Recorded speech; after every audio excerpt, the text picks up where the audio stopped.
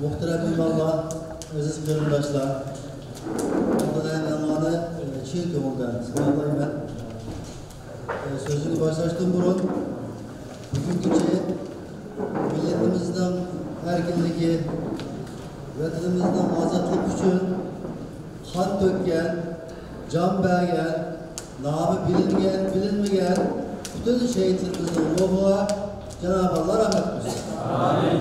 Bütün şehitlerimizden ruhlu şad, mekanları cennet olsun inşallah. Amin. 70 yıldan beri muhacirette özlüksüz şekilde dağıtılan Şerif Türkistan davası yakın 10 yıldan beri Xitay tehdidinin ılgar dünyalar tarafından tarafından dünya tarafından bayqılışı ve tarafından çoğu devletlerine Xitay kinayemetliğine karşı tedbir edip verişi ve besimleri takımın boyunca aziz yurtumuzda hiç gündüz kan bilen bedel ödegen ve ödevatkan kahraman halkımızın tırışışı neticesinde bugün Uygur meselesi dünya gün tertibine boyun maddesi bulup var. Yakın çağ tarihimizde Uygur meselesinin halkaralık seviyede bu şekilde yükselişi bundan şahsen bilişimce dahi burun bupam var.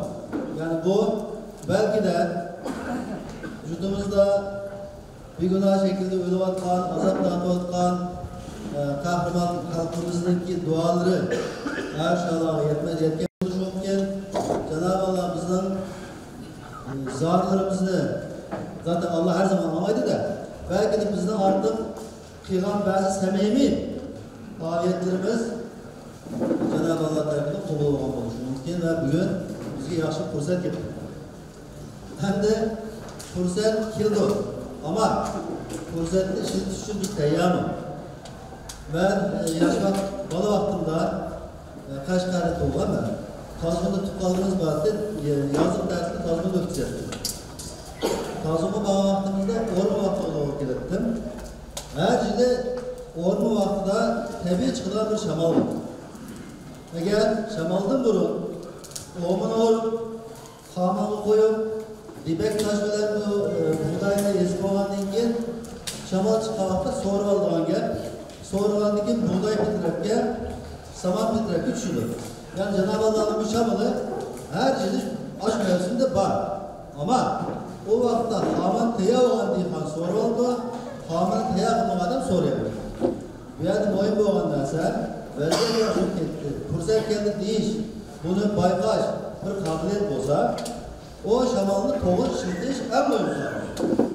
İnşallah bugün bu yığında kıymetli ustazlar ve bazı tüketişler çıkılan peygamberlerin sayesinde bunun deyken kandak kılıp birlik beraberlikte bu aldığımız fırsatını layıkı olarak doğru işiltayımız bununla biraz başkatmış gerekler. Öyle ben bu yığında tertip Allah için rahmet çünkü vaziyet ciddi. Bunun için dikkatimizi toplaşmamız gerek, gücümüzü toplaşmamız gerek. Bir yakından baş, bir yandan kol çıkışımız gerek. Çok rahmet.